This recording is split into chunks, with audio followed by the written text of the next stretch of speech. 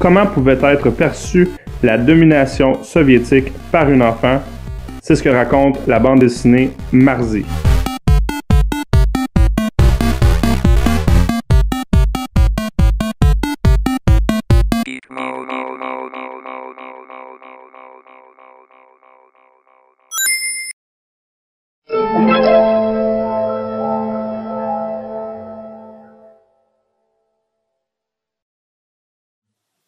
Bonjour tout le monde, bienvenue à un nouvel épisode de Geek Mode. Nous sommes Solo, Bob et Michael.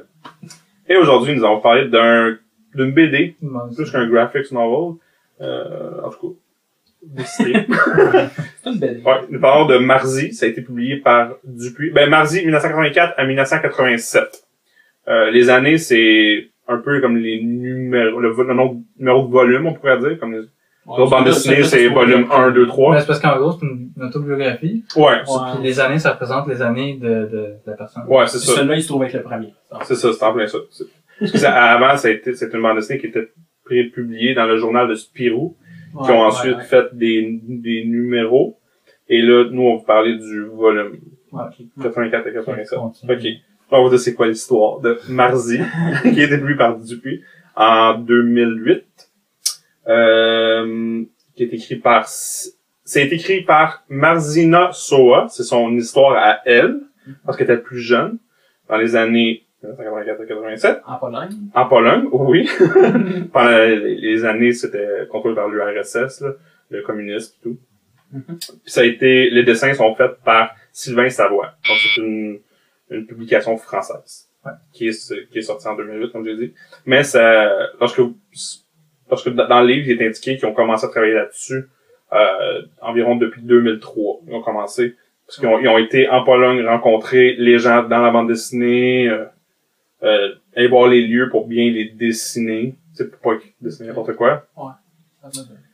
Donc, ça raconte l'histoire de Marzi lorsqu'elle était un enfant, qui raconte... Il n'y a pas vraiment d'histoire, c'est juste les différents événements pendant son enfance en Pologne, dans le régime communiste. Mais vu par les yeux d'un enfant. Elle comprend même pas c'est quoi le communisme. Ouais.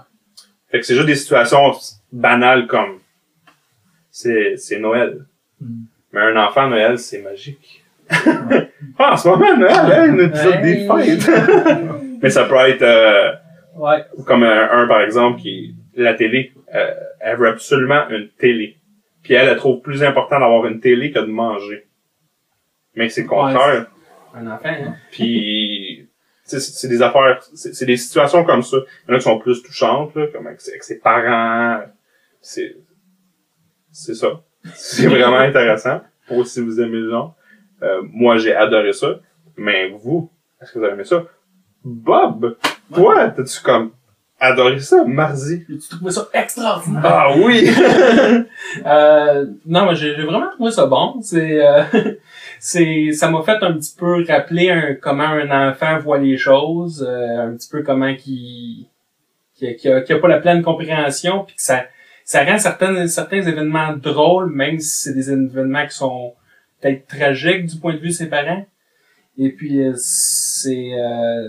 donc là-dessus, c'est vraiment intéressant. Puis côté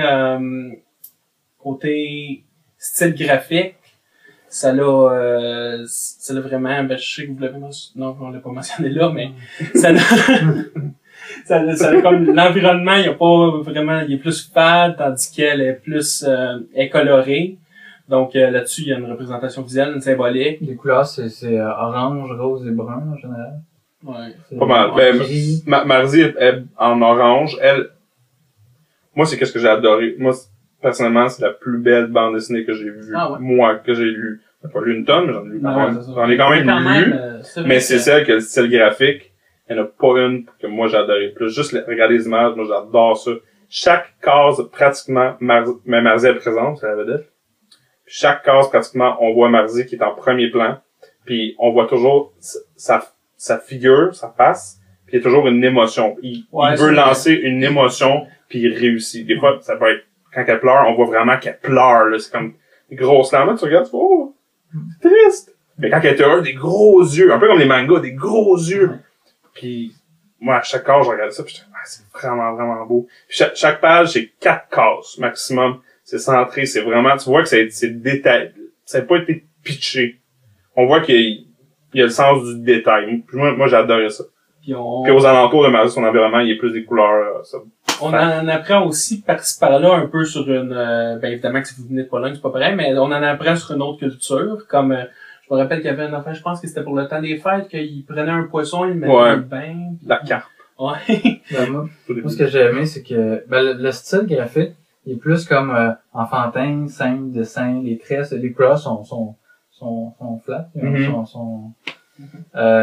mais, à travers ça, ce qu'on voit, c'est que même si c'est vu par les yeux d'un enfant, puis que elle est comme un peu innocente, pour elle, elle a hâte d'aller chercher des oranges, puis ses parents ils ont des coupons pour aller chercher la seule nourriture qu'ils vont être capables d'avoir pendant la semaine, le mois. Ouais. C'est juste que ça vient nous toucher parce que dans le fond, elle voit pas à quel point c'est tragique, puis nous on le voit, puis c'est ça qui, moi je trouvais que c'était touchant, puis ça faisait différent des drames qu'on voit, que c'est toujours pas, tu sais, c'est pas joyeux. Parce que là, au moins, il y avait comme un contraste du personnage qui est joyeux, puis de son environnement. Ouais, c'est pas direct, genre, la famine, tu vois tout le monde dans la rue en train de mourir. C'est ça. Tu le sais, tu vois des situations que tu vois qu'on a la misère, mais elle... D'ailleurs, c'est presque toujours présenté comme joyeux. Puis pourtant, le message passe autant, même peut-être plus. Dans le fond, on a comme pitié du personnage, même si elle s'en rend pas compte. Ouais. Ben, c'est le fun aussi que c'est une autobiographie. C'est encore plus vrai, c'est encore plus touchant. Ouais, c'est sûr, là. Ben, tu sais, oui, là. C'est sûr que moi, j'ai jamais connu ça, la famine, là, fait que je peux pas vraiment m'associer. Non plus, d'ailleurs. Moi, ce qui m'a le plus touché, c'est qu'il y a beaucoup de situations que ça me rappelle, comme t'as dit, moi, des souvenirs, comme je l'avais dit au début, le fait, tu te dis, j'aime mieux pas manger qu'avoir quelque chose quand t'es jeune, quand t'as un enfant. Moi, je l'ai fait quand j'étais jeune, là. Je dis à mes parents, laissez faire, genre, je veux plus ça, là. C'est pas grave, le linge, là. Je vais mettre du vieux linge déchiré, mais je veux absolument ce jeu. Puis là, je disais ça, c'était tellement vrai, là. Puis, il y a des scènes que j'ai failli pleurer dans l'autobus, je le disais dans l'autobus. Il y a une scène, je disais, j'étais comme, je sentais l'émotion, puis là, j'étais comme, là, je suis dans l'autobus, là. Je peux pas me mettre à pleurer tout seul. Mais, non, moi, j'ai adoré ça, fait que je vois que vous avez aimé ça. Ça se lit très bien, Ouais, c'est pas très long, là. C'est 4 cases par, le seul petit hic, moi, que je sais pas si vous êtes d'accord. C'est un bon pour un mal. C'est l'écriture, comment c'est écrit.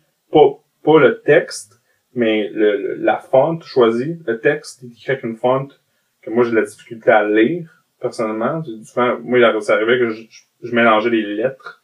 Je pense que c'est genre le E avec le O, je pense. OK. Fait que des fois, je lisais, ça fait aucun sens. Là, je faisais, OK, c'est à cause de ça. Alors, des fois, je manquais un point parce qu'il était comme, la fonte était mal écrite, ça fait comme ça. Peut-être parce que c'est le dessinateur qui écrivait. Peut-être, j'ai aucune idée comment ça a été fait. C'est pas un point que j'ai retenu en tête. Mais c'était beau. Je l'ai devant ma face pour voir si ça me dérange parce que c'était beau, mais c'est pas grave, j'aime mieux que ça reste de même, parce que je trouvais ça tellement beau.